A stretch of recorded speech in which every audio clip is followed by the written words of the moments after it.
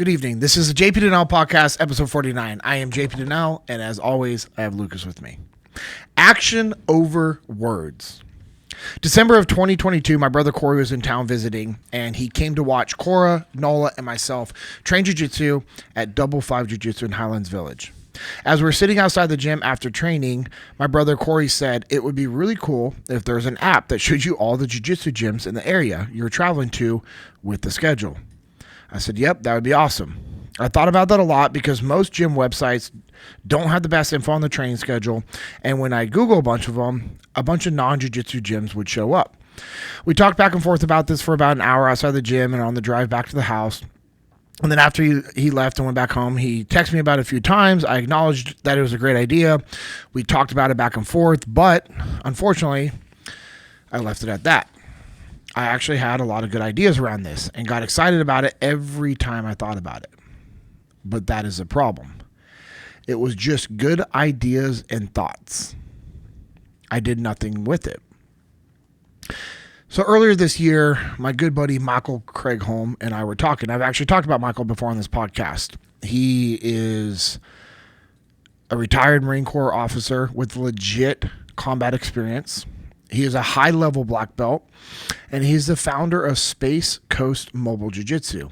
He is a guy that I'm honored to call a friend. He's like a hero in regards to what he's done in his military service and as a leader and just as a human. He's a great human. And so we've talked about Space Coast Mobile Jiu-Jitsu. They offer high-level Jiu-Jitsu instruction that comes to you. So you don't have to worry about going to a gym and getting some crazy training partner. If you're a high-level business professional and you want to train Jiu-Jitsu, but the schedule doesn't work for you, he comes to you. He also does striking. He's also a very good Muay Thai fighter and instructor. And I think it's awesome what Michael has done with the business. I've talked about it. We've tried to promote it. And man, he has grown that business and is doing very well. So since talking recently, since starting that business, he's also started something new that he actually called to talk to me about a while ago. It's called Grapple App, as in Grapple App, but with no E. So just GRAPPLAPP. It is almost exactly what my brother Corey and I were talking about it. Like almost exactly. And when he was explaining it to me, I was legitimately excited for him. And to be honest, it was also a gut punch. And it was a good reminder to me that actions beat talking every single time. Michael took action on a thought and an idea that I'm willing to bet there are probably hundreds of thousands of people that have thought about this. If you really think about how Jiu-Jitsu has been growing, my brother thought about it, and he doesn't train Jiu-Jitsu, but he likes Jiu-Jitsu, and he knows that I love it, and my daughters love it, and Aiden loves it. So my brother's just thinking about it, does some searches, and realizes that there's nothing like it. So I know there's probably hundreds of thousands of people that have thought about it, yet Michael took action.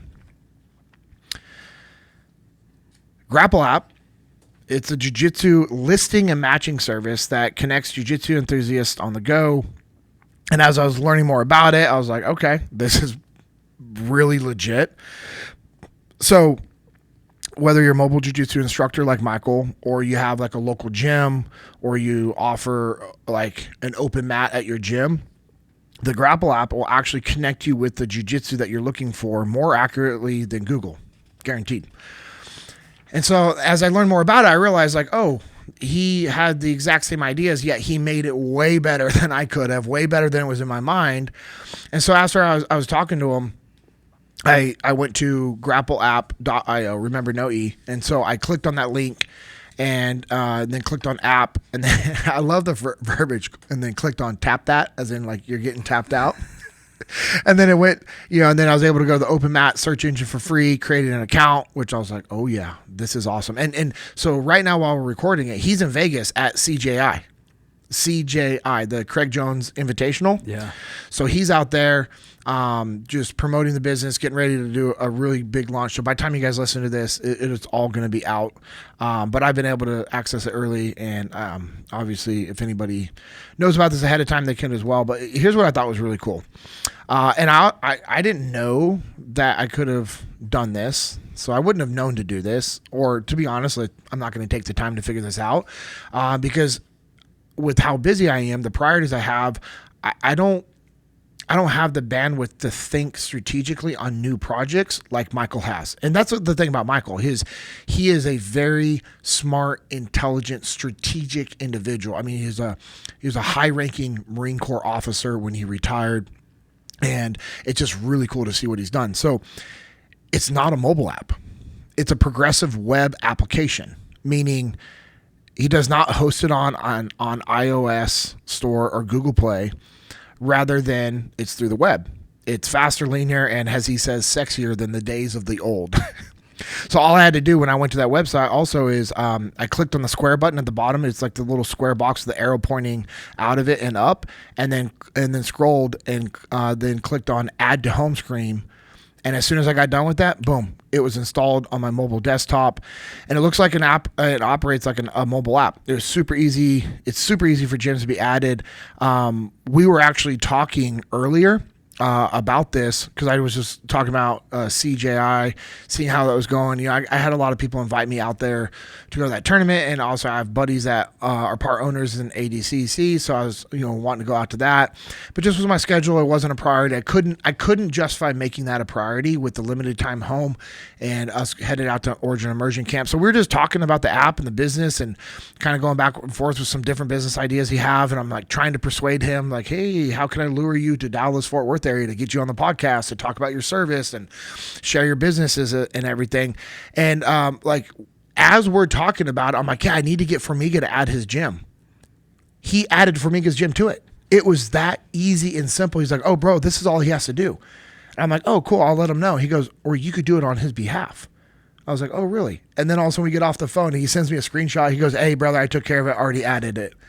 I was like, this is unreal. Like, this is so cool to see people going out there and taking action, pursuing their dreams, and just getting to work. That's the thing. We talk about, like, hey, go out there, put in the work, never settle, and this is what Michael stands for, and this is what he's done. And so it's super easy for gyms to be added.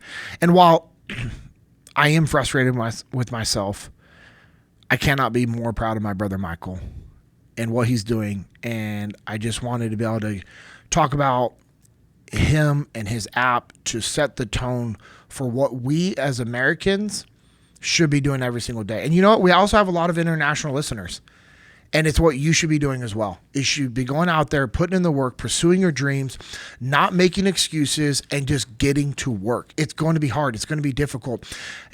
Michael went out and did what so many people have thought about because he took action. He made small iterative decisions. He took little steps. He went out there. It's like what Pete and Amanda and Dedeco did with Origin. Pete had an idea. We're going to make American-made Jiu-Jitsu gis. And everybody laughed at him and said, you can't do it. And he said, cool, I'm going to do it. And cut down trees in his property in Maine to build a factory. Found the last loom in America and brought it back to life. Found the knowledge about how to make these things and doing jeans and regular boots and pants and all these things. And I was just thinking about how fortunate I am to be surrounded by people in my life that take action and that have showed me what I should be doing more of. And that's why I wanted to talk about it because, I just got back from another awesome FTX, and these FTXs, the field training exercise that we run at Echelon Front, is our hands-on scenario-based leadership training. And this hands-on scenario-based leadership training is the most impactful form of leadership training that you can go through because it's going to show you your leadership strengths and weaknesses. It's a stress-induced controlled training environment. And what's cool about stress is it shows you who you are. You can't hide in a stressful situation. Your natural tendencies and behaviors will be exposed. And that's a good thing because our natural tendencies and behaviors make up who we are, the good and the bad. And we want to know both of those because the good, we want to double down on those. We want to make them stronger. We want to make them even more efficient and more effective. We want to make that our foundation. We want to expand the foundation with better qualities as we progress, and we have our own internal mindset shifts as we grow as leaders and as humans. And we want to expose our weaknesses so that we can correct them and we can fix them. And ultimately, we can be a better version of who God designed us to be. We can pursue that design. Let me rephrase what I said. I want to correct what I said. Not a better version of who God designed, but a better version of who we are to pursue who God designed us to be. I want to be very clear on that. So it's something that we should be working on and pursuing constantly. And the FTX training that we run at Echelon Front shows you these strengths and these weaknesses.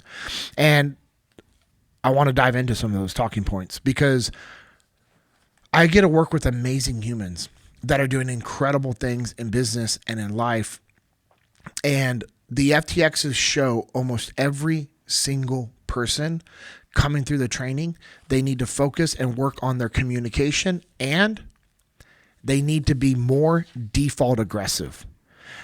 And that's what reminded me of what we just talked about. That's why the mindset for victory that we talk about, being default aggressive, is so important for all of us in all aspects of our life. And when we talk about being default aggressive, this is not towards another human being. This is being default aggressive like Michael and creating the Grapple app and Space Coast Mobile Jiu-Jitsu, and what Pete and Amanda Roberts did with Origin, what Jocko and Leif did with starting Echelon Front and writing Extreme Ownership and Dichotomy of Leadership. It's going out there and putting in the work. It's taking the fight to your enemy every single day. Lucas, what's up, my brother? What's going on, man? I'm just sipping on some of my my Jocko pomegranate white tea. Oh, that is unreal, bro. And it's like potentially the best deal on the site because Kirsten and I were looking. Agree. Yeah, she had some whenever we were at because she was hanging out at the hotel last year at Muster 017, and she's a big fan of white tea, so I snuck a bag. I got it. I took it away from the people at the Gaylord, and I was like, "You can't have this one. I'm taking this to the missus." Yep, loved it. And so we keep the box of 100 that comes in there, which like you get all of the quantity discounts for that because like a normal thing of really nice white tea, it's like $8 for 10 sachets. Oh. Yeah. Did you know that's what it's called? Of course I knew that. Yeah, this is the kind of educational stuff my wife brings to my attention. I didn't know that. Yeah. I was like, we just get tea bags. And she's like, if it's a nice tea, honey, it's called a sachet. So there you go. That's cool. Yep. And we got beard banishment for the brave going on for people who donate to America's Mighty Warriors. Yes. Yep. So a new wrinkle in that, though, our friends over at First in Nutrition. Right now, if you donate $100 or more, they'll give you 4 free weeks of nutrition coaching and you enter to win a ticket to Muster 020. They got which is sold out. Yeah, they got the last ticket. We're on like as we're getting ready for this, you and I are getting text messages about they're on the phone with the ops team, like trying to get a ticket out to give some incentive for this, so that we can raise some money for Mama Lee and the great work that she's doing. And when we got here, I was like, they think that they might have got the last ticket. And you're like, I don't know how they did that. Yeah. They got a ticket that didn't exist because we've been sold out. So someone must have just relinquished that or said, hey, I'm going to have to go to somebody probably last minute had to transfer to another muster, because I'm telling you. Yeah, there was nothing. Like, I can't get anybody into the muster. Yep. Like, there's not like, oh, we have these extra seats hit. No. We are sold out. No extra seats. That's what he said. That's why I was looking at you kind of weird. I'm like, what are you talking about? I had a hard time processing what you were saying. Right. Because earlier I was texting with Jen and Lindley from the ops team about sold out, no more tickets. Yeah, can't get in. Not going to happen. So Jonathan and Ann coming in clutch. Yep. The power of relationships. Come on, baby. And they bought the last ticket, and they're going to raffle it off to anybody that donates $100 or more to Mama Lee's Foundation, America's Mighty Warriors.org, if they go there and donate. And then just make sure you put in there Lucas's beard or so, shaving Lucas's beard or whatever. Cool. That's awesome. Because once we get to $5,000, you're getting a haircut.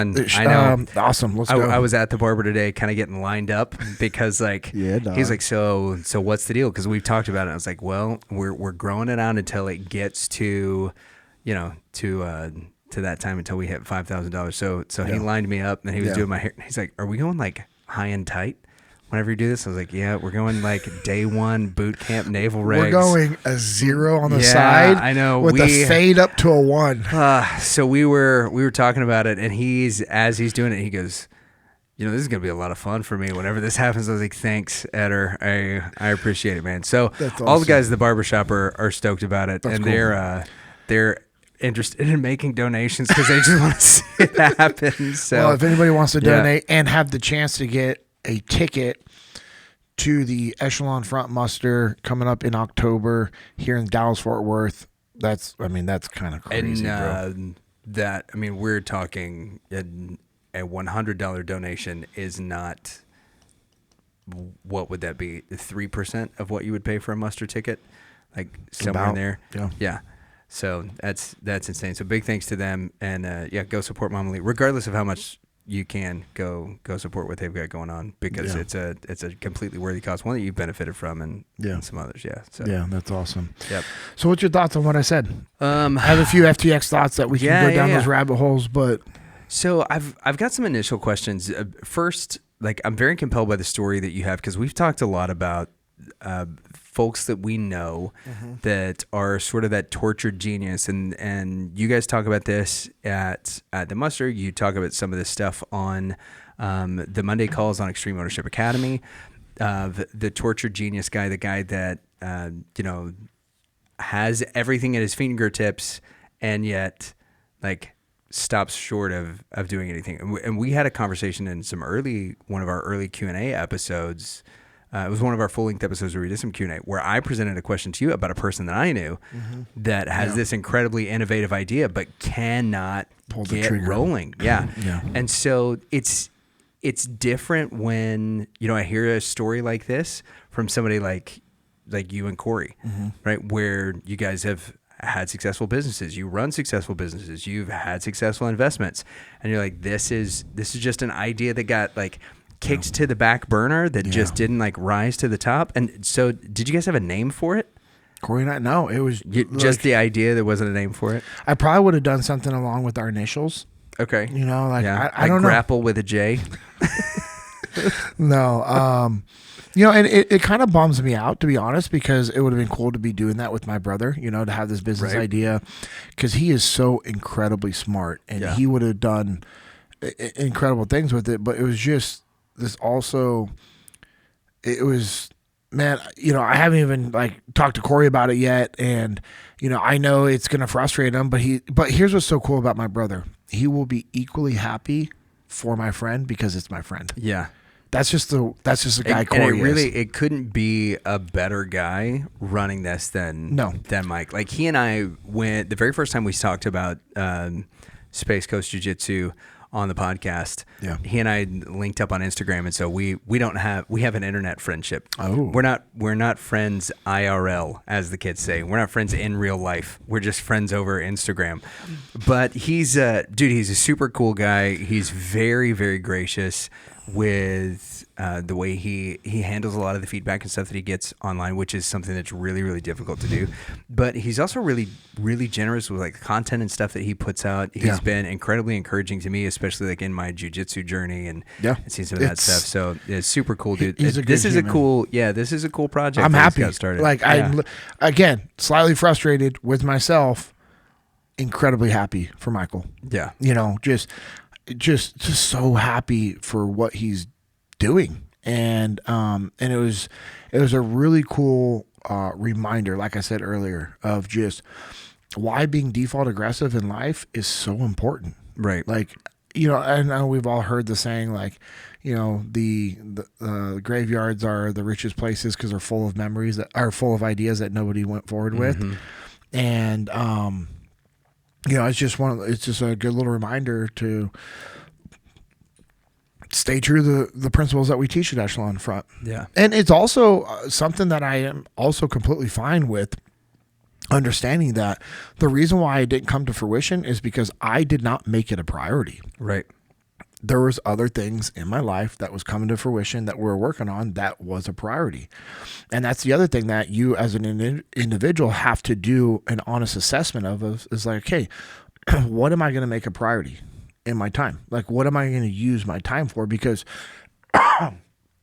we all know that time is the greatest asset that we don't have enough of. Yeah. We can't do anything with time. I can't pause it. I can't slow it down. I can't reverse it. I can't speed it up. The only I can't make more of it. The only thing I can do with time is make the most of it. Yeah. And with that comes a prioritization of what tasks I'm going to work on, what things I'm going to focus on and put my energy in. And at the time, it just was not a priority. And it was a priority for Michael. He was able to execute on it. You know, you've heard me say this, like, you're not allowed to say, I don't have time. Yeah. You're not allowed to say, I don't have time. Just say it's not a priority. Because I usually could be like, well, I didn't have the time to work on the app. No, it wasn't a priority. Yeah. I didn't have time to knock out a workout today. Yes, he did. I did not make it a priority. You know, and that was one of those things, like yesterday we get done with the FTX and I had only gotten 3 hours and like 12 minutes of sleep the night before. So we do the FTX. I'm smoked. And I have all this stuff I need to get done and work on. And I was like, okay, what are the top priorities? I had some stuff for Little Calico that I needed to get done, but I also knew that it did not need to be done right then and there. And so I was able to say, okay, cool. I can do these other things for work tomorrow. That has to be done. Like, it has to be done. I can't go to bed and wake up early to get it done because I'm running low on sleep. So I can't risk not doing what I'm supposed to do. So I've got to get these things done. Cool. Do I have to be at my computer to do these things? Some of them. All right, cool. Get that done right now. And then when I was able to shift over to my phone, I went for a walk.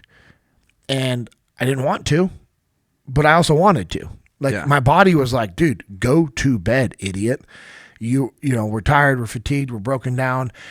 But I also knew that was that inner little voice inside of me that I just needed to shut off and say, no, this is going to be a priority. I'm not going to go out and do some crazy workout, but I'm going to go get some miles in because that's a priority to me right now. Because in September, I have a really big hike that I'm doing with Mike Mitchell, Tyron, and a few other guys from my church, and Pastor Chris and Pastor Luke. And so, like, it's going to be a legit hike. We're putting in miles and miles and miles. And once we start that hike, everything's on our back. Food, water, everything when we go out there. And it's going to be like an 8 or 9 day hike.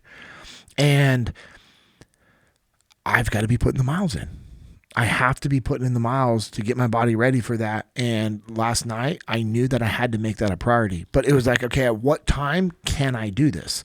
And so I had to be very strategic with my schedule and my thinking, very similar to what I've talked about when I was doing 75 hard. It's like I had to be strategic with my planning, my packing, everything that I was doing, because I did 75 hard while traveling in 3 to 4, sometimes 5 different cities a week during the winter time, going to Michigan and all these other places. So packing to be able to make those things happen, I had to plan ahead and look at the projected weather and time workouts and understand, like, hey, later today it's going to be a torrential downpour. All right, that sucks. Cody and I are waking up at 3:15 in the morning to get a 45-minute outside walk in so that we can be done by 4, because we would have woken up at 4. So as long as we're done by 4, we're up when we need to be up, and then we can knock out the FTX and do all of our stuff, and then we can hit the gym at night. And so it was like doing those things. Yeah. And that's what I had to do yesterday. And, you know, that's one of the things that we teach at Echelon Front is, hey, it's very critical that you create space in your calendar to think and plan strategically. Because if you're just executing, doing all the tactical things that you have to do, you're going to fail strategically. And that's what people see in the FTXs. And you have to step back and look at, okay, what are my tactical wins aligning with my strategic goals? And, you know, it's just been living that, man. Yeah. There's some non sequiturs that I'm like avoiding going down here, but the watch. How obnoxious is it when you get I sent you a picture of my training readiness the other day that I woke up from 3 hours of sleep, and it said your your training readiness is a 1. I was like, is this bad? So 1 out of 100. I'm like, yeah. oh, okay, yeah. cool. Okay. Yeah. Pretty good. Awesome. But yeah, but like knowing, like even though when you're feeling that fatigue and all that stuff, like pushing through, and then, talking about shutting that inner voice down, that, that kind of that meow, meow voice that's telling you like, you don't need to do it. That I think encompasses one of the talking points about this for me, is that all of those things are signs of maturity and satisfaction in where you're at, because it's really easy for us, and this is a weak point for a lot of people, and this will kind of get us back on that path of talking about people's weak points, that when we see other people have success, especially if something was our idea, right? That's when like that envy and that jealousy and all of those things creep in. And I think it's a big sign of maturity whenever you can honestly be happy for somebody. That like, Michael came up with this idea on his own. He's doing it. Is it pretty similar to what you and Corey talked about? Yeah. And are you kicking yourself a little bit? Yeah, maybe. But you're not upset with Michael's success. And that is a sign of immense like maturity as a person, as a leader, but also understanding then the simple fact that like you did prioritize other things, and this was not one of them. So how do you get to that point to where you can look at that and be like, you know what, I'm happy for Michael? Like, what happens in your mind? Like, what shifts can other people take to not be that jealous person and to be somebody that starts genuinely being happy for other people when they're successful? So for me, it's professional and spiritual growth. Okay. Jealousy is talked about a lot in the Bible and how that's not healthy and that's not a good thing. So as I've gotten more mature with my faith, you just have these things reiterated to you. And I've always known that jealousy is a bad thing. Right. And I've never really been that type of really kind of like of a jealous person. I like to see my people win. Yeah. And if you're in my circle, if you're in my ecosystem, I want you to win. Like if we're working together on something, or if you work for me, I want you to win. And this is a big thing that I hit when we're teaching at Echelon Front, is when I was in leadership positions, I wanted my people to win. I never wanted to use my position of authority to intimidate and get people to do stuff. I wanted people to go do stuff because they believed in it, they understood it, and it was the right thing to do. Yeah. I want people to win. And so when Michael told me about it, I was like, bro, this is awesome. He's going to win. Because I also know Michael is better equipped to run with this. So I think that comes with maturity and understanding, like, cool, I might have had a great idea, but man, I wouldn't have handled it properly. I wouldn't have done what he's done with it. And so the ideas are great, but talk is cheap. Yeah. You have to go out there and take action. And so, that's I think we're kind of knocking on the door of another thing I have written down from the FTX I learned and talked about, and we can open it in a little bit. But, for me, it's just an understanding of desire and capabilities. Mm-hmm. And for me, I've been trying to be very aware of what my actual capabilities are. Like, what can I do? What can I put in? How can I, be an asset to different companies that I sit on, as a board of advisors, and, help strategically with just different things, different ministries. It's like, okay, what can I actually commit to? And, I don't know. I think it's a trap that people fall into, is thinking that they can take on a role that they're actually not qualified for, because they have eagerness. Eagerness and capabilities are two different things. You might be eager to start a company or take on a senior position with an organization, but if you don't have the skill sets and the backgrounds, the capabilities, it's not a good thing. And people confuse maturity in other areas that it just equally translates over. And, that's a dangerous thing. And it would be like someone assuming because I have a decent leadership background from the military, and because of what I do at Echelon Front, and, just teaching leadership and strategic advising, like, I've told you, and we've talked about this before, like I do strategic coaching with high level executives that run companies that do hundreds of millions of dollars, like, and I do strategic coaching with them and help them just with different things through Echelon Front. Right. And, and so you can look at that and be like, oh, cool. Like, you think that's like, from the high level leadership or what. I wouldn't call myself a high level leader, but some people would perceive that. And then all of a sudden assume that because I'm a Christian, like I have this high level of spiritual maturity and knowledge of the Bible and stuff like that. And I don't. I've been a Christian my whole life. I've talked about this. I've been a Christian my whole life. And a regret that I have is not diving deeper into the word and understanding the word at a higher level. Right. And while I understand spiritual warfare and I understand the Bible, when I read the Bible, it makes sense to me. It's not like I'm like, I don't know what this means. What does this mean? It makes sense to me. I felt the presence of God. I felt the presence of the Holy Spirit, It's undeniable to me. I have seen, people be delivered from addictions and disease and sickness and oppression and like literally spiritual bondage and oppression, demonic oppression. Like I've seen the people be relieved and released of that. It's unreal. There's nobody out there that could be like, none of that stuff's real. I'd be like, really? Hold my Jocko, go. Let's talk. Like I've got some stories and people be like, are you serious? Like, yes, that's real things.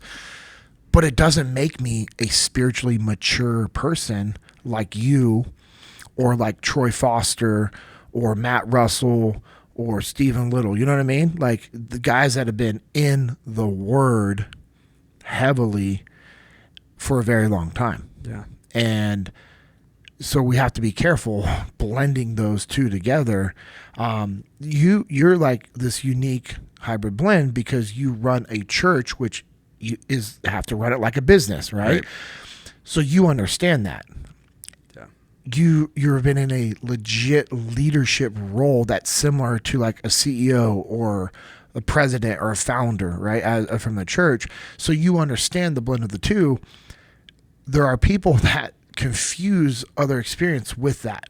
Right. And that's one of the things I was actually talking today with my client about is the desire and capabilities and not confusing, hey, you were capable over here, that doesn't translate over here. Hey, you have this knowledge of this, you don't have business knowledge. Like you actually have to have business knowledge to run a business. And that's why finding good partners and everything. And, that's what's been cool about, what Stephen and I and our wives are doing with Little Cattle Co. It's because we have a blend. And we work well together. And it's, there are things I'm like, hey, we're doing this. He goes, I didn't even realize we need to do this. And it's like, yeah, cool. And there are things he's like, hey, I got this stuff done. I'm like, I would not have even thought of doing those things. And his wife, Amanda, is been awesome because Steven got a new job, awesome career opportunity with a great company. And he's rocking that blue polo. Oh, yeah. Yeah, Groundworks. Shout out to Groundworks. And by the way, he is killing it there. Like the leaders that I know there are like, bro, your boy Steven. They're like, you got any more Stevens? I'm like, I do. Mm-hmm. Let me know. But he's just killing it there. And that's what's cool about Little Cattle Co. is it's not a Monday through Saturday or a full 7-day-a-week operation. But now one day we'd like to be there, but right now we're not. And so he's able to do stuff on the weekends and the evenings. My wife helps out. My in-laws help out on Monday on shipping and local pickups. But man, his wife Amanda has stepped in and she's a rock star, man. Yeah. I'm like, she needs to be running this, man. Like him and I were talking about the other day. I was just like, she is doing incredible things. And it's cool is because when our wives get together and talk, things happen, bro, for the business. And here's the other thing. My wife has run successful businesses. Who would have thought? Yeah. And she actually has that knowledge and that background. And, Amanda Little has been a part of businesses and she's always kind of run her own stuff. My wife has run actual businesses and had employees and she's done all those things. And so when they start thinking and talking business wise, like that's what's needed for an organization. And then Stephen and I are just trying to think more strategically, and Stephen's very good with the operations side of stuff because of his knowledge of the cattle industry and the beef industry Right. because of his relationship with his Uncle Rocky, who's one of our partners. And when Steven gets into something, he dives into it, like full on knowledge of it, like studying it. And it's been a really cool thing that we've been able to do. But we've also had realistic expectations Yeah. of what we all are differently capable of. And that's why the relationship has been great. And, you know, we've had some ups and downs with the business side, Sure. you know, because it's a new business and there are things that I didn't know about. I didn't think to know about. I didn't think to ask about, you know, and we call those tuition payments. Yeah. You know, we call them tuition payments. And it's just like, oh, the pricing wasn't actually where it should have been. Right. And so we got to make some tweaks. And we found a new processor that is producing even better quality of processed beef and the packaging and everything else like that. So it's cool to see these small little things adapt and change. And it's been honestly because Steven and his wife and Amanda, and I feel like I fall in this category too, we don't have egos involved in this. Right. It's like, hey, we are going to do what's needed to win. We're all being default aggressive to do whatever it takes to win. I can't tell you how many times Steven has said, bro, I will do whatever it takes to make this happen. And his wife legitimately says the same thing. And my wife says the same thing. And it's cool. It's like, hey, we're going to do whatever we have to do to make it work. And that's what, unfortunately, people aren't willing to do because we live in a microwave society and people want the easy, fast solutions and expect titles and promotions and raises, and they expect the businesses to go off, you know, and it's like, no, that happens occasionally, but the reality of most good businesses, it's a minimum of 3 to 5 years of hard work. Most of the time it's 5 to 10 years of solid hard work. And then all of a sudden everyone's like, oh man, you guys got lucky. It must be nice. And it's like, yeah, the last 10 years of grinding was really nice. It was super lucky. So I know we went down some different. No, but I do think that those there. things are important, like, because part of that maturity in like being able to celebrate somebody else is realizing that, you know what, I wasn't actually capable of doing it at that point because of the things that I had to prioritize. I wasn't, and I'm not. Yeah, you know. But that doesn't mean that you can't learn from that. But at the same time, like, holding on to bitterness because of it is just something that, you know, what's that? Comparison is the thief of joy, right? Yeah. It's just something. It's costing you something to be bitter about it. It's not actually costing the person who is now running a successful thing. Dude, I've told you my Bitcoin story. About once a month, I do the math and show my wife. And when I do the math, I have to turn the calculator to the side to show all the zeros. Yeah. Yeah. My buddy told me about Bitcoin when it was less than $1. And I was going to sell some penny stocks that I had and buy 15,000 Bitcoins. And we decided not to because it seemed shady back in the day. Yeah, that's super cool. It's like, dude, what the heck? Yeah. But it was super shady back then. It was super shady. Dude. And I even remember when it was at like 1,300, I told Leif about it because my buddy was like, you can only imagine how well my buddy was doing at that time because he bought, I think, like 20,000. Oh, good grief. Oh, yeah. Yeah. And so then all of a sudden they're at 1,300 a piece. He's doing pretty well. Yep. And I told Leif about it. He's like, I don't know, man. Yeah. So now when Leif and I will talk about it, he's like, hey, remember when you listened to me? I'm sorry, bro. Because then I readdressed it when it hit 3,000. Yep. And we didn't do anything with it. Oh, and dude. I'm like, I remember. So I was in Canada when Bitcoin was like becoming a thing. And I remember that there was a guy who he paid, I think it was like over Reddit or something like that. He offered 42 Bitcoin for somebody to deliver a pizza to his house because he didn't want to get out in the snow. And so they did it. So the guy, he paid 42 Bitcoin, but the deal was like you had to pay for the pizza and everything and bring it to his house. And Bitcoin at that point was worth, like, those 42 Bitcoin weren't worth $40. And whoever that dude is that got those 42 Bitcoin, if he hung on to him, like... Good for him. Yeah. Yeah. Good for him. But I remember reading that story and, like, we were talking about it, like, what the heck is this? He's like, how can you pay somebody and all that? Yeah. And we talked about it for like 3 days, and then nobody mentioned it again until like 5 years later, and all of a sudden it was like, oh, Bitcoin's at $25,000 a coin. I was like, how much were those 42 worth, and how far away? Like, I was calling my buddies like, hey, how close were we to that guy with the pizza that he bought with the Bitcoin? Like, we were just talking about that. He was like 150 miles away. There's no way we could have done it in the snow. And I was like, all right, cool. I just needed to know that we couldn't have made it with the vehicles that we had. Just tell me, none. just lie to me right now and tell me there's zero chance. You know, it's funny. And, you know, and Leif and I have talked about it. And, you know, it's just, I think just coming from a standpoint of just, you know, my life, you know, fell apart for a while. Yeah. When Amanda and I got divorced. And if I would have had all those Bitcoins and all that stuff when we split up and were divorced, and I don't think, now God brought us back together. Right. I know that.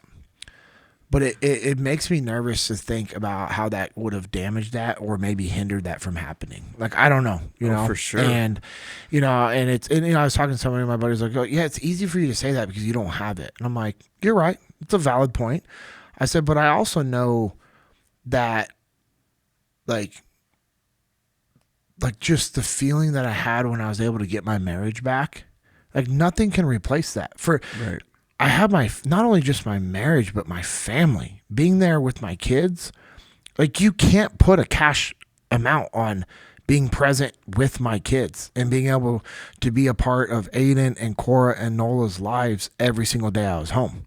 Like, there's no amount of money that I would ever change that with. There's no amount of money I would change for the fact that when I'm home, I get to wake up next to Amanda. Yeah. Now, sometimes we might wake up upset with each other or be frustrated when we're going to bed, but I wouldn't change it. Like, there's zero, like, I wouldn't change it. And so for me, I had that conviction where I can say, well, actually, no, I'm telling you, like, I'm good with the way things happen in life because I truly have always surrendered that to God. Ever since I was very young, my parents taught us that. And I think that's what kind of helps with that maturity of, like, if I had an idea and you ran with it and I'm like, all right, man, I didn't take the action. That's on me. I'm good with the direction that God has for me right now. Yeah. And, you know, I have another awesome story of a guy. I won't give the details, but he started mining Bitcoin and Ethereum a long time ago and created the system to be able to mine them, and try not to give the details of where he was located and everything else like that to protect his identity. But he was able to do what most people couldn't because of the biggest issues with the mining systems was, you know, the energy needed and keeping them cool and everything else like that. Energy needed in the graphics processing units. Yep. Well, he figured all that out.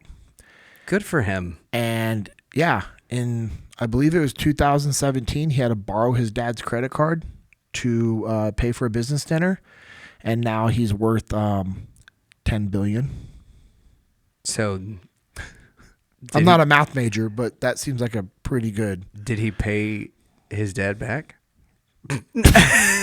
Like, that's the question that I have, right? Pretty sure he bought his dad a couple houses. Yeah, I was going to say, right? So, like, is that one of those things where dad's like, no, like, you know what, Will, I believe in you. Like, don't worry about it. I'll pay for the dinner. So then, like, later you get that? Or so this guy is such a good human. Yeah. His whole family is completely taken care of. That's sweet. And he still lives the same type of lifestyle, bro. Except for the vacations are a little bit nicer. Yeah. When they're going to their house in these different areas. Nerds not are renting. kind of like that, though. Dude, he's awesome. He's such a good human. I've met him. I've talked with him. Yeah. He is a great human. And it's cool to what he's done. And then what he also did is he created his own cloud-based mining system. What a jerk.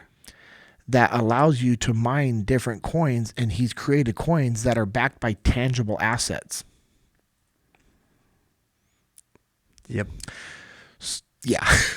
Just how about that? But again, yeah, right? Taking action, making things work, doing things that people are like, oh, you can't do it. Yeah. Go tell that to this guy. Go say you can't make it work to Pete Roberts and watch what happens. Yep. Which, by the way, him and I were texting. He wants to come on the podcast. Pete? Yeah. We might fit him in. I'll put him on the list. Put him on the list. We'll see. All right. What else you got, bud? So, one of the things that you said was that like everybody has weak points. The thing I think about the most when it comes to like weak points, like obviously we have Jiu-Jitsu in common, and there's a lot of stuff in Jiu-Jitsu that is like directly related to everything else in life, right? And we're taught to defend our weak points all the time, right? So we defend our weak points when it's Jiu-Jitsu, but we also defend our weak points like instinctively, right? Like if you hit somebody, and like if somebody's never been hit before, right, and you go to punch them, right, what are they going to do? They're going to ball up. They're going to cover their face because like instinctively they're trying to cover up all of those weak points. Well, if you try to come up behind me, that's why I just did that. Yeah. If I feel a hand around me, it's tucking chin, hand up. Yep. Like, yeah, no doubt. Like somebody gets into side mount and you just automatically like throw a leg up.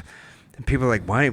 People that are new to jiu-jitsu are like, why do they do that? Why is everybody doing that? It looks like a weird yoga pose. And we're like, oh, you'll find out real quick. Yeah, like no doubt. Like that neon belly, uh-huh. Or you do the Formiga special, neon sternum, where he suffocates you. No, thank you. Like people are like, you're not supposed to tap to pressure. He goes, I'm actually suffocating you. I'm like, yeah. You're a terrifying human. Yeah, that's it. You're not tapping to pressure. Your diaphragm is preventing your lungs from moving. So you're just gonna die. I'm okay with tapping to pressure. Yeah, I'm just kidding. For sure. Don't tap to pressure. Don't tap to pressure. Tap often. Don't tap to pressure. If you're a white belt, tap often. Do not tap to pressure. If you're a white belt and you tap to pressure, you'll never get your blue. That depends. That's what one of my gyms told me. The instructor's like, if you tap to pressure, you'll never get your blue. And I was like, oh, okay. So I would be like getting pressure, and I'd be like, this is horrible. And I'd be like, oh, please don't armbar me. I would start stretching your neck I would out. literally be like, oh, this is so hard. And like give them a straight up Americana, and they do it. I'm like, oh, yep, got it. Cool. Yep, bad shoulder. Yeah. I'm like, get off of me. Yeah, that's... I've never tapped to pressure, and I've never been wrist locked. Huh. Bring it. I won't be trying to wrist lock you. I know Trey Warren wants to. He tries. He gets really close. Trey's sneaky. Anthony Krantz? Yeah, that's what I was going to say. I know you were. Yeah, dude, he's a beast. Ryan Kramer. Those guys, they've come close. And I've now that they listen to the podcast, I think, for the most part, now that they know that, they're probably going to break my wrist. You just like put a target on your back. I'm good with that. Now there's going to be, what are they, like the ransoms? Oh, shoot. You know who listens to this? Dang it. Brent. Well, I'm screwed. Goodbye, wrist. He's gonna break. Yeah. I'm gonna be like this next time we record. You're just coming into the podcast looking like a T-Rex. Like a T-Rex. That'd be awesome. We'll just replace it with machine gun arms like Wexler, and then we can like complete that whole. If you haven't listened to that YouTube Q&A, you should check it out. So what I'm saying is like we instinctively defend our weak points, but it's not just with our like. When we're in defense of our physical bodies, like we do the same thing when we feel like our position is being threatened. We do the same thing when we know that, all right, maybe I am a jealous person, or maybe I'm an impatient person, or maybe I, fill in the blank, right? And we try to defend that weak point. Or I'll use one from my personal life. I was a guy who was late often, whenever, and I'd still like my propensity to be late. I have to fight the don't be late, and I don't know why. Same, right? Like there's a certain amount of people like, oh, it's ADD, it's executive function. Like I might maybe right, but my brain tells me it's my meow meow voice that's like, nope, this is comfortable. I don't want to go anywhere. I think that's the truth. Yeah, because it's not a priority to you. Right. That's why. But when somebody tells me like, or when somebody mentions, hey, you're late often. Right? Like now all of a sudden, like I want to get defensive and I want to be or like, why'd you show up late? I'm like, well, freaking, I tried my best to get here and blah. Even though I know that's not true. All that to say, like we defend our weak points like instinctively. Yeah. And yet what you guys are trying to draw out at the FTX and what you try to draw out through the extreme ownership framework and the leadership training and, the hard conversations framework, all of that stuff is to expose those weak points. Yeah. so that we can reinforce them. Yep. And right. we can work on them. We can change them. We want to create habits to change behaviors and tendencies. So you have created habits to change your behavior of being late. Right. I have the same bad behavior for certain things in my life. Yeah. I have never, except for the one time that I slept through my alarm at the muster that we've talked about. Yeah, that was like the very first one. Muster right? 003. Oh, it was July of 03. 2017 in Austin. Yeah. I know I've told that story, so I don't need to share it again on here. But outside of that, Have you told it on here? Because I know you told it on Jocko's podcast. oh, I've told it on here. I Okay, believe yeah, so. yeah. If not, we can review it. In the next episode, we'll talk about Yeah, it. There's a lot of just leadership lessons from that story alone. Outside of that, when my body literally just shut down and I didn't wake up to any alarms or anything at all, I have never once been late to an Echelon Front thing. Like, never been late to a gig or anything. Right. Because we don't miss gigs. Yeah. Like, I have driven through the night and showed up to the hotel 45 minutes before I should have been waking up from driving nonstop, going from one gig to the next because, like, even Flights got and I delayed even or had canceled or backup flights. whatever, And that's yeah. the thing with our ops, we don't book gigs unless there's backup flight options. Like, we don't do back-to-back gigs unless there's multiple backup flight options.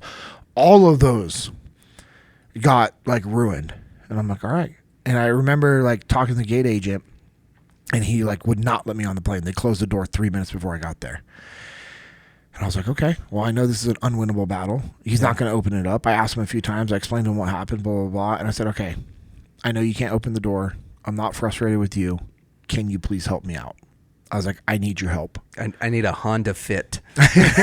And so he got me. I said, how close to St. Louis can you get me? I'm like, what are your options? And this guy was like, I'm like, okay. And I recognized he wasn't aware of the different airports in the area. So I said, so I started listing. I opened up the map. I said, okay, this is drivable, and I started listing off all the the airports. And he said, I can get you to Chicago. And I'm like, cool. What time does it land? He goes, about 12:30 in the morning. I'm like, okay, cool. And cool. You know, I had to, which it's about I think it was like 4.5, 5 hour drive. And so by the time you land, get off the plane, get to the rental car, And which that in plane sleep Chicago, is not good. in Chicago, it's garbage. With Midway or O'Hare? O'Hare. Oof. But you have to take the train to get to the rental car. And so by the time you get there, I got on the road. I remember it was like 1:20 in the morning or something like that. And I was just like, all right, hammer down, let's go. And, got there, and it's just, that's the thing. That's a non-negotiable. We do that. But there's been times where I've been coming here to record with you, and I'm like trying to do all these things at home and get stuff done. And I'm like, bro, I'm going to be late. I'm sorry. And you're like, I don't care. You're like, you're good. And what's comical is I'm like, yeah, of course you don't, because I'm the one that's late. I'm like, you jerk. But that's something I've been saying, okay, I need to start creating habits to change that behavior. Yeah. So that because for me, when I show up late, it's disrespectful to you and your time. And I can't be doing that. That's just not right. And so we have to create habits to change the behaviors and tendencies. And that's to what you're saying, what we expose in the field training exercises. Yeah. So how do we because it's always an uncomfortable process, right? But it is something I think with practice you can like kind of go through the motions of doing it. You become familiar with the process, and not that you may never enjoy it, but you understand the benefit of exposing those weak points and doing that. How do you walk somebody through like getting into the process, the benefits of the process, and like walking themselves through it when it is something that initially is incredibly painful? So you have to be intentional with putting yourself in positions that require growth. Okay. In this like area of your life. So I did the IBJJF Dallas Open in Waco, and in last December, right? Yeah. Lost first match. I'm like, cool, that sucks. Right. I lost. I was beating the guy 2-0. I got a tornado throw on him that I had watched That on. sounds cool. Yeah, it's what Isaac does on people, and I saw Isaac do it during class, so I asked him what it was. I looked it up on YouTube, studied it, and then just decided I would try it in a tournament. Did you just like practice with one of the girls? You're like, hey, Nola, come here. No, put I your just gi up. literally just like You just watched it tried it? over and over and over. Yeah. And so I did it. So I got the 2 points for the takedown. We were kind of going back and forth. I get an advantage for something, and at like less than a minute left. So I'm winning 2-0 with an advantage. The guy was a really good college wrestler. The guy was really good at jiu-jitsu. He was tough. I'd gotten very lucky on that tornado throw because I don't think he was expecting it. Right. Because it was a sloppy setup, and I just got very fortunate. I was just able to kind of like dogfight my way through it to make it happen. And what happens? In my mind, I'm like, cool, keep pushing the pace, keep pushing the pace, keep pushing the pace, keep going, go, instead of just playing it safe for the next minute of stopping takedowns, creating some space, whatever. Okay, cool, I get a stalling call, whatever. I still would have been fine. Yeah. And I try a sloppy trip on him, and he just blasts a double leg and takes me down. Oh, no. So now it's 2-2, but I have the advantage. And instead of just keeping him in my guard and just that being my only thing, he passed my guard like it was nothing. And he goes to side control. I'm trying to re-guard before he, because you have to hold it for a while before you get those points. I'm trying to re-guard, and I can't. I mean, homeboy was a lot stronger than me and just had that side control locked in. Yeah. And I couldn't do anything, man. And I lost. And I just remember, the time gets done, and I'm just like, okay. So I stand up, no emotions, normal face. I'm just standing there, and his hand gets raised, and I'm like looking over at him, shake his hand. It was awesome. And afterwards we talked, not right away because I was so mad at myself. Right. I just went and sat in a chair, just reflecting. And I remember Weston Vance, and he was just like checking on me. And I'm like, I'm good, man. I was like, I'm just really disappointed in myself. Yeah. He's like, bro, that's like not a big deal. And so we started talking about it. But the reason why I'm sharing that story is because after that happened, it was December of 2022. Yeah. When that happened, when I did that. After that happened, I was very intentional with starting almost every round, unless they were a black belt, with the person having side control locked in. Really? Oh yeah. Almost every single time I would let people start in side control, get the underhook, heavy shoulder, trap my hips, and then I would tap them, say, all right, let's go. Yeah. And I would tell them, make it miserable for me. I want you to make it miserable. Tushy. Yeah. That's what, yeah. We could have just left it blank and it had a really good effect, but whatever. Yep. And I wanted to put myself in an uncomfortable situation that required growth. Being uncomfortable, being stressed is not a horrible thing. It's a good thing if you use it the right way. And I had to put myself in stressful, uncomfortable situations over and over and over and over and over. And I still do that. I still do that for most of my rounds. Not almost all of them, but most of them I'll be like, I'll start on my back or I'll let them have side control, because if I'm on my back, my guard defense is garbage, man. Like, it is absolutely garbage. So I need to practice re-guarding. Mm-hmm. And developing a game down there. And so I've been doing that over and over and over and over, and getting to the point where it's just like, okay, cool. Yeah, that was miserable, but now it's workable. And now I don't care who it is. They get side control on me. I don't panic. I'm not stressed out. I will work my way out of it.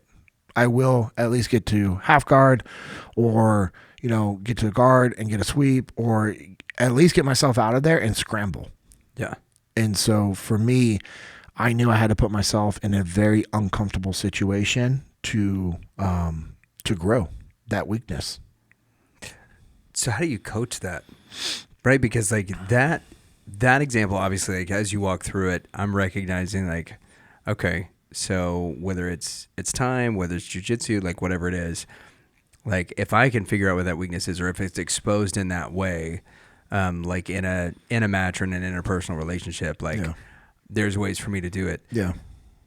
Do you think people become more defensive when those things are like exposed to their peers or exposed in like a public setting?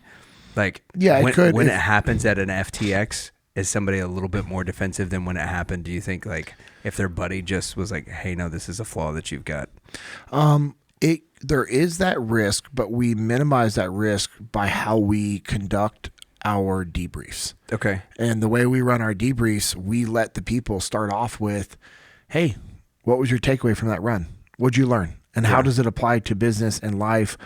You know, and there's no denying that the run went bad during an FTX. Okay. There's like nobody's come back from a run and be like, crushed it. Right. We nailed it. Like it doesn't happen. And because, it doesn't happen. And we have created an environment that the people that come to our training know that we care about them. Yeah. Because we start off the training talking about that. Hey guys, the purpose of today's training is leadership development. The reason why we are conducting this training is to put you in uncomfortable, stressful situations, to expose your strengths and your weaknesses so that you can identify them and we can help you work through these things. We do this because we care. We do this because the world needs leadership more than ever. That's what we need. And it starts with us.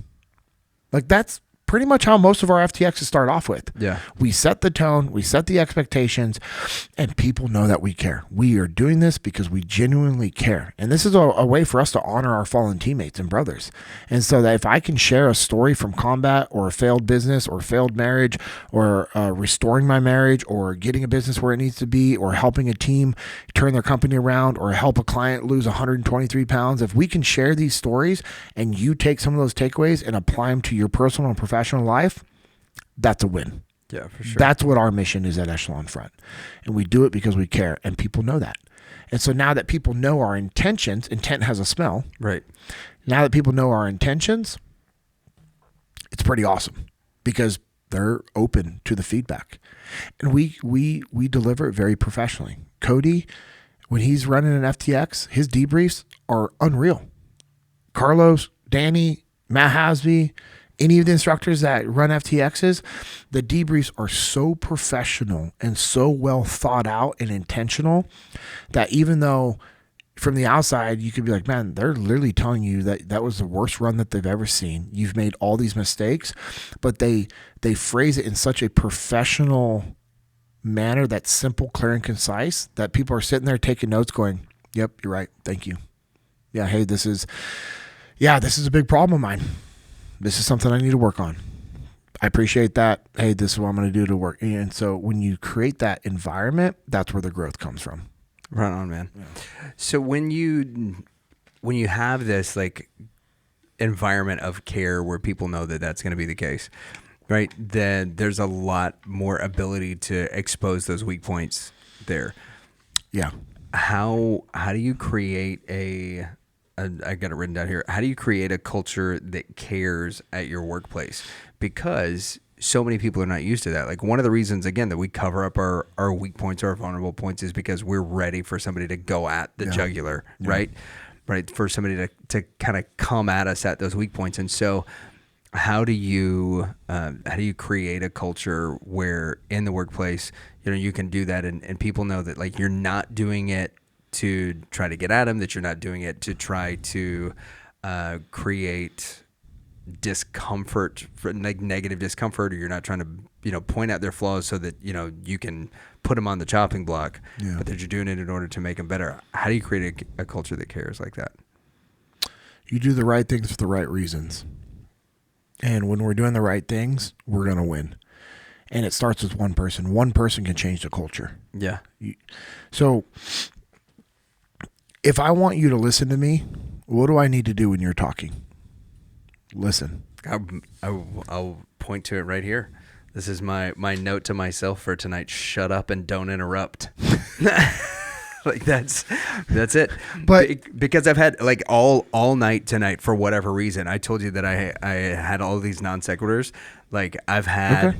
like super intrusive thoughts all night tonight.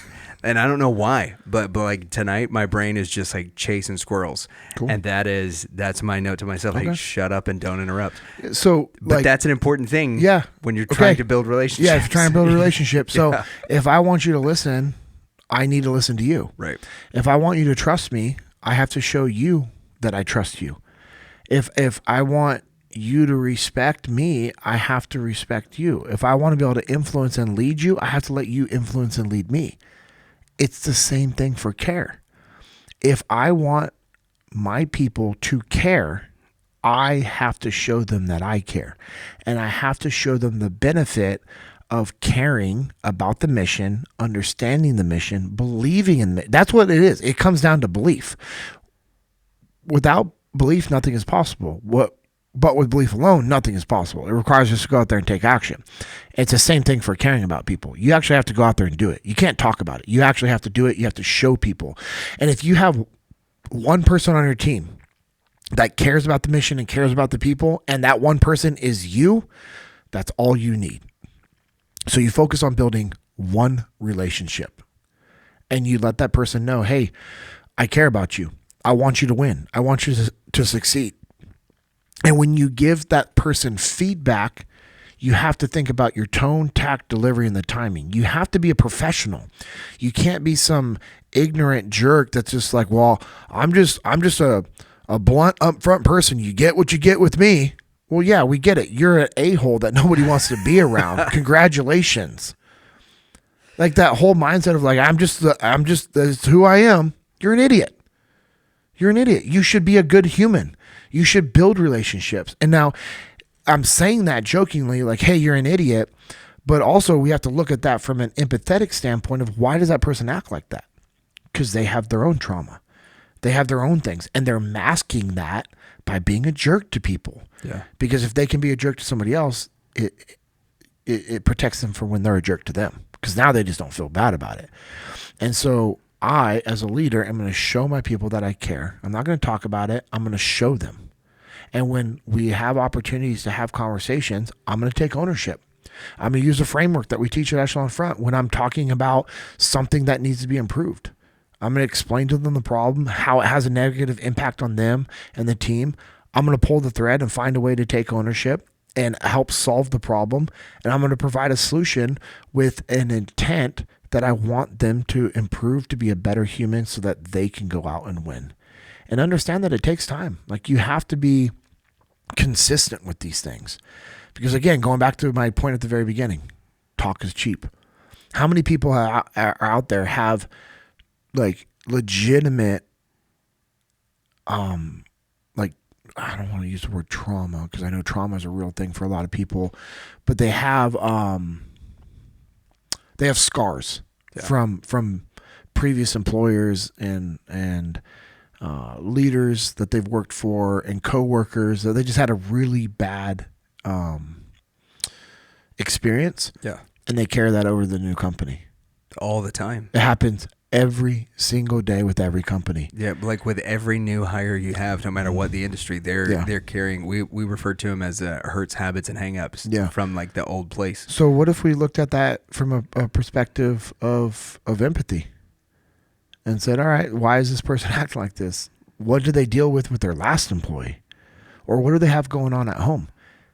Oh, I know this is not like rocket science, but what if we went at it from an aspect of what can I do to help them?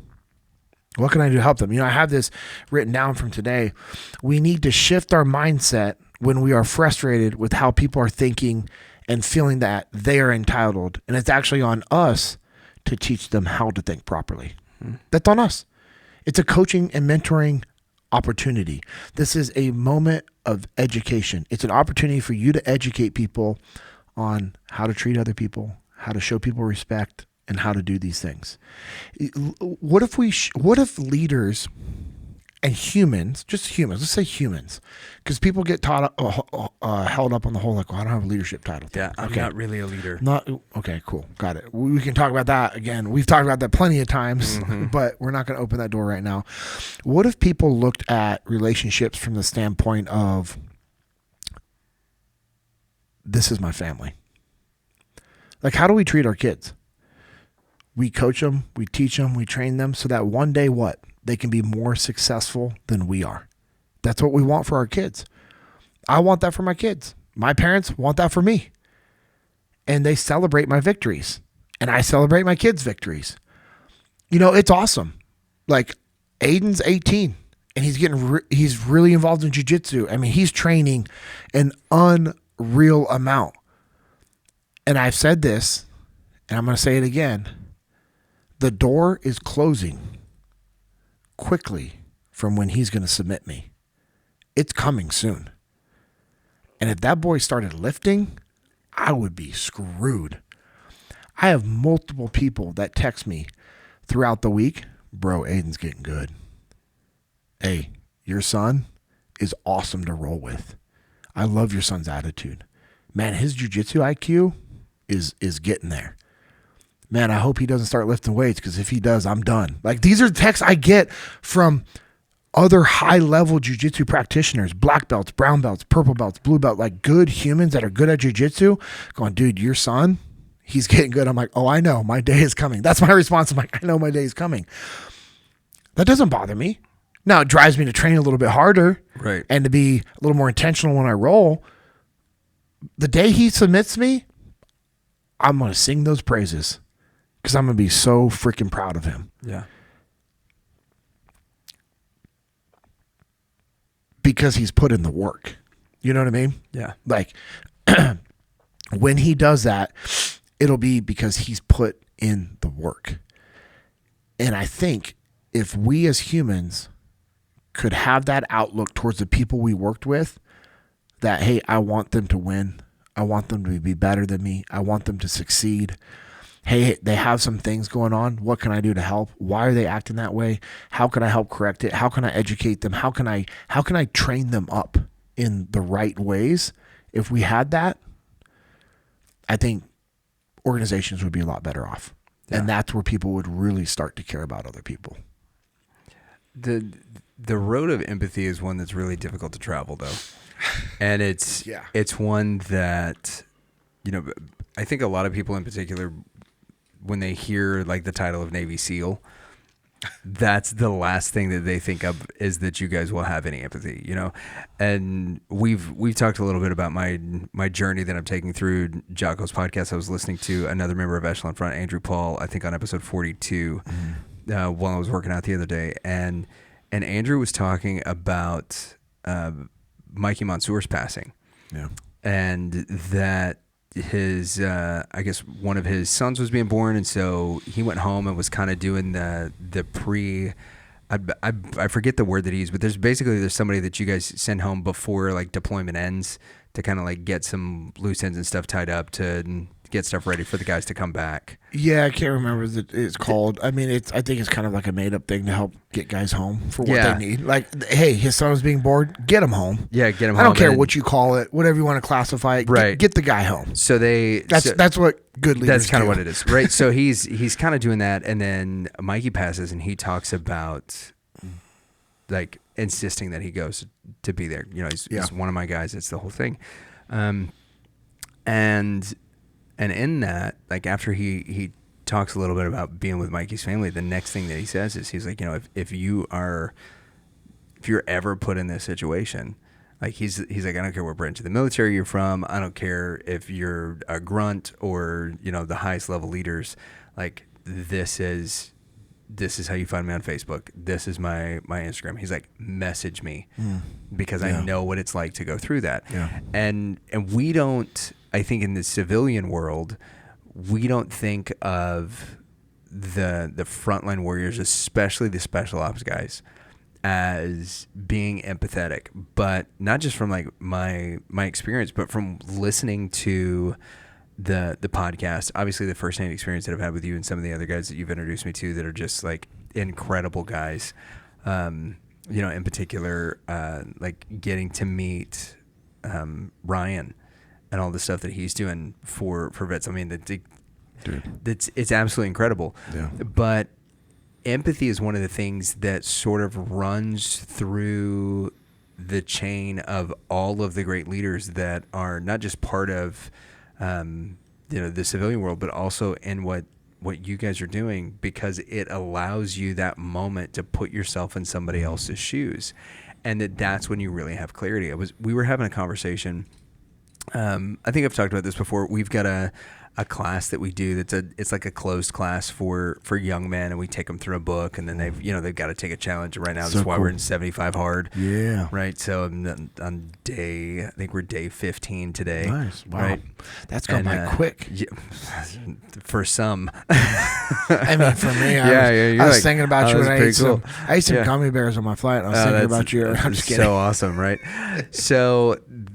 But so we're in the midst of that, and there's this part of the book that we go through where it tells you, like, one of the instructions is on this chapter on suffering is to ask your friends, the guys that are doing this group with you, what are your flaws or deformities that cause you to suffer, that are preventing you from building the relationships and stuff that you need.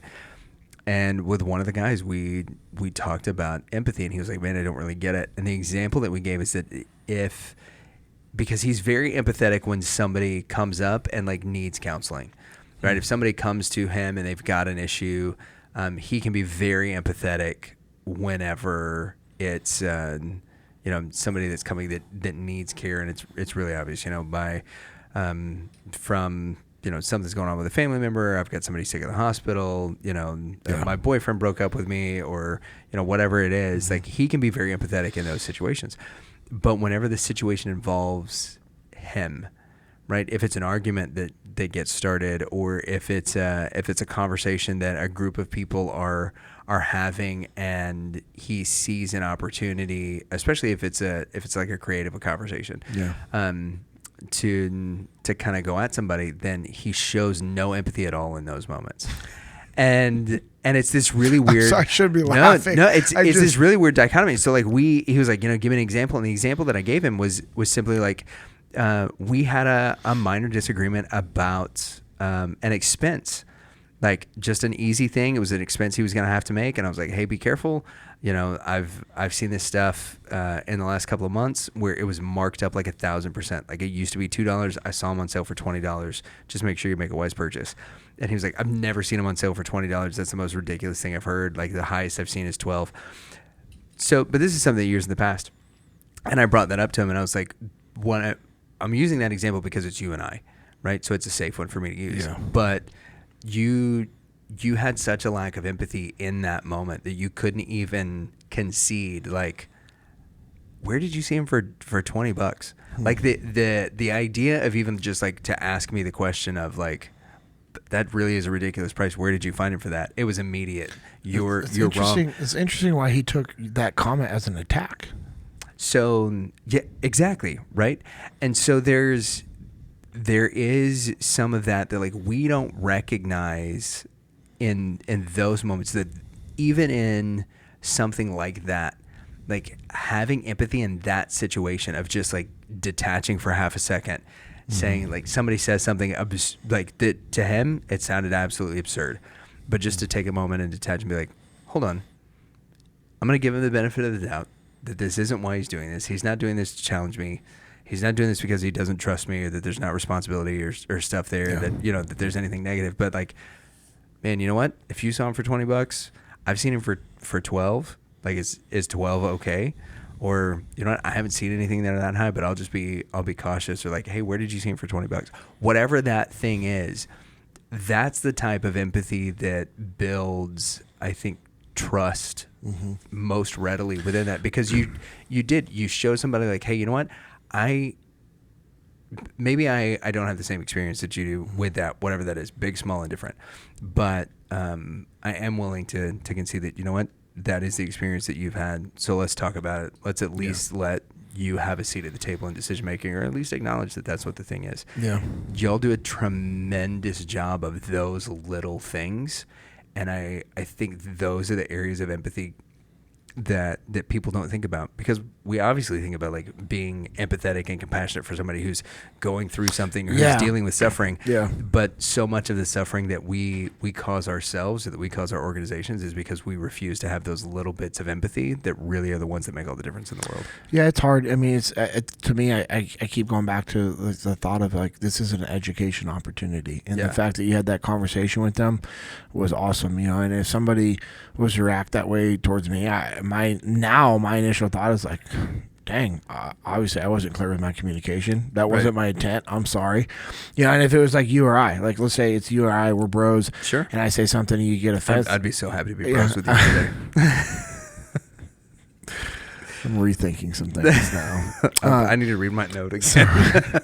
And, you know, and if like, let's just say you took offense to something I said or got defensive, and you know, I would be like, hey, Lucas, like, I'm really sorry. Yeah. I'm immediately going to take ownership and apologize and say, hey, Lucas, I'm sorry. My intent was not meant to be confrontational. I was not clear in my communication, and I'm sorry. I don't think that you would make that mistake. It was just a casual comment because I've seen it. I don't know if you've seen it. And by your reaction, I'm willing to bet you haven't seen it that much. And to be honest, I was pretty shocked when I saw it that expensive. I just wanted to give you a heads up. But I also know, like, you're smart enough not to spend that much money on that. I'm sorry if you took it as me attacking you or as an insult. I'm really sorry. That was not my intent. Yeah. And so I'm going to, you know, like, make sure I'm taking ownership and being very clear to be like, hey, man, my communication wasn't right. And that's the best way to disarm somebody. They're already defensive over something that was not an attack. I have to be uber sensitive with my communication. I have to be very intentional. Actually, intentional is a better word, not sensitive. I have to be intentional with my communication to make it very clear that, hey, this is on me. Yeah. This is on me. And, you know, and then I'm just going to put that in the back of my mind and be like, okay, there's something there. Right. There's something there from Lucas's past that he feels insecure when I give suggestions. I don't know what it is. Obviously, it's something I need to work on, but also as a friend, I'm going to try to figure out what that is so I can help you work through that. And, you know, it's just about being intentional and listening, you know, and that's the other thing is we have to listen when people talk. Yep.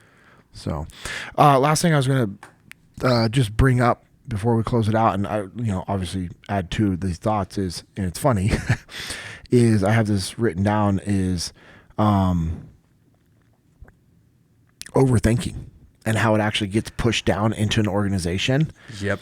And so we have to be aware of that. And that's a big thing that we see at FTX is people overthinking the most basic mission. And they just want to come up with these big, long, drawn-out plans. And it's like, hey, just you're overthinking this. And now you're driving that down into your organization, which causes even more confusion. And then the other aspect of that is like, so if I'm confused by something my leadership's giving me, having the confidence to ask the right questions. I have to be intentional with thinking and preparing ahead of time. So if I'm not sure of something, I need to prepare myself. You know, I've heard the saying where lawyers don't ask questions they don't know the answer to. Like good lawyers, they don't ask questions to answers they don't know. Yeah. They already know the answer, and they're trying to get an outcome that's beneficial to them and their client. And so to me, I'm thinking about that. I'm like, okay, that means I need to be more intentional with my thoughts, and I need to prepare the questions I ask my leadership, my peers, and my subordinates. Because at the end of the day, I want alignment. I don't want to argue. I don't want to offend. I don't want to be offended. I don't want to be confused. I don't want to cause confusion. I want alignment. That means I just have to be a little more disciplined with my thought process, my intentionality, and actually creating a format for how I'm going to communicate to my people. And that's a big one we see at every FTX. And then when we do the implementation class on the the following day, where we take all the debriefs and all their takeaways, and now we find things that are problems that we can implement these takeaways to solve those problems, it's awesome. And this is a big one that comes out every single time. Yeah, it makes me think a little bit about our episode with Troy from last week is one of the big things he was talking about was overtrying, right? Like you can't give 110% because 110% doesn't exist. Mm-hmm. And whenever you try to do that is when you make mistakes. I used 2 weeks ago, a Q&A last week. Oh, yeah. So, so with that in particular, like the reason that we overtry is because we don't allow, you know what he was talking about, the 3 circles is we don't allow the subconscious mind and the self-image to be in balance with like the conscious mind. But so much of that has to come to when we are overthinking, because we were also talking, I think, on a Q&A about like making the flow charts of like decision making and all that, right? Yeah. Like if you're overthinking something, does that mean you have too much input, or does overthinking mean you haven't asked the right questions? Mm-hmm. And either one of those things will cause that analysis paralysis, which can force overtrying, and overtrying is one of those things that forces failure. So it's so interesting to me the way so many of these things go hand in hand. But I do think that those are typically the 2 reasons that people overthink, is that they have too much input or not enough direction, right? Yeah. So in either one of those categories, like as you know, you're saying we're getting close to wrapping up. What do you do to coach each of those 2 scenarios? What do you do to coach the person who is got too much information, too much input, and what do you do to coach the person who hasn't asked enough questions? So too much input, too much information, detach, relax, look around, make a call, right? I'm teaching the principles that we break down for prioritize and execute. Right. You have too much stuff going on. The brain is not designed to handle that. We have to break it down into digestible bites, right? You know, Leif and Jocko share the story. It's awesome, of Tony, BTF Tony. Mm-hmm. And, you know, he had a good amount of experience, a good amount of platoons under his belt. And Leif was doing this planning, and he just stops him. He's like, hey, I can only remember like 3 things maximum. So pick your top 3 and give me those things. He was just like, and this is a guy with a lot of experience. Yeah. So the point to that is, and a pretty thick New England accent. Yeah, he's awesome. But he was just very like candid, like, hey, sir, I can only handle 3 things. Like, your list of 20 awesome ideas, cool. Give me the top 3, and that's what I can execute on. Yeah. And that was just a very real, simple reminder to Leif, like, oh, as a leader, I need to be simplifying the information that I give to my people. So if you're receiving too much, or you just created too much on your own, relax, look around, make a call. Meaning, step back, stop what you're doing, assess, analyze, and figure out what needs to be done right now that's going to deliver the greatest impact to the mission. Yeah. And pick that one thing and execute.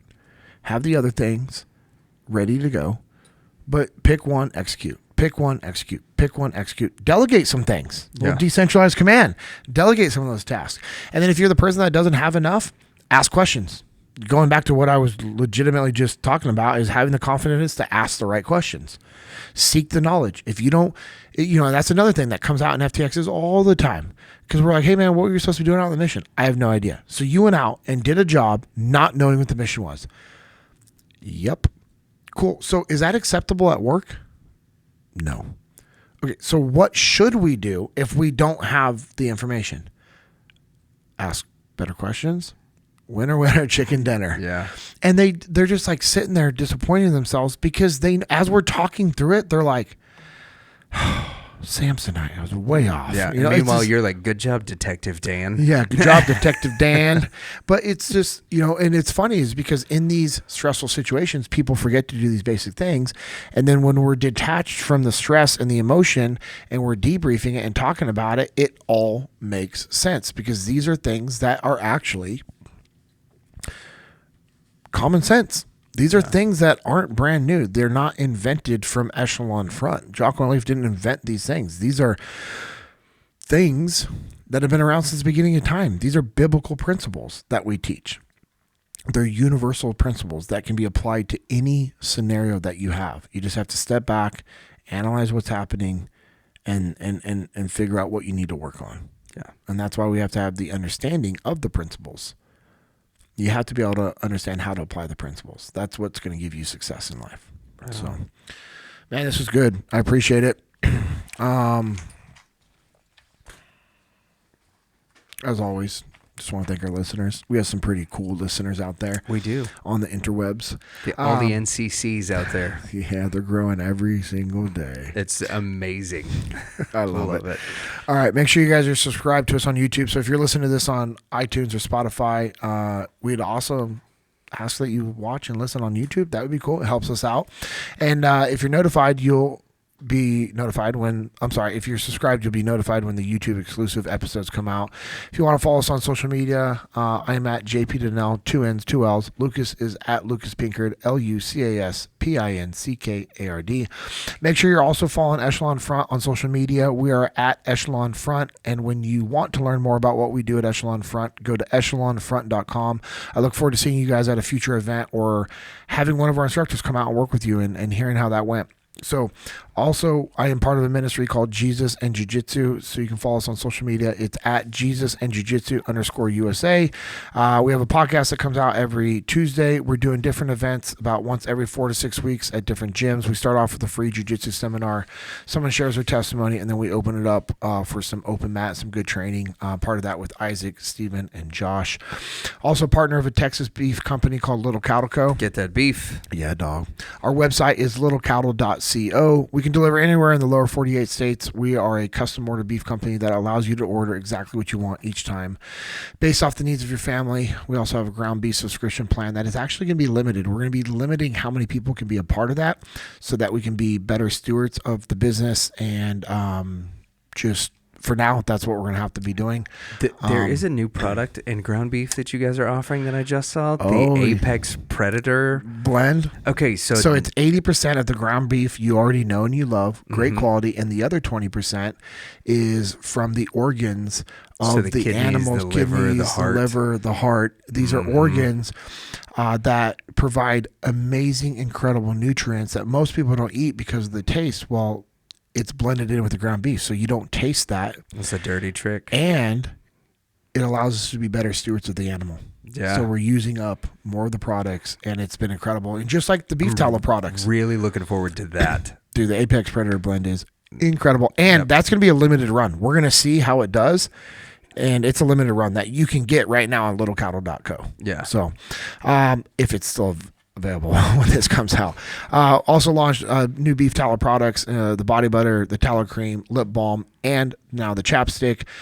It's been awesome. If you want to send your customers, clients, and family or friends a custom order, we can help you do that and help you show them appreciation.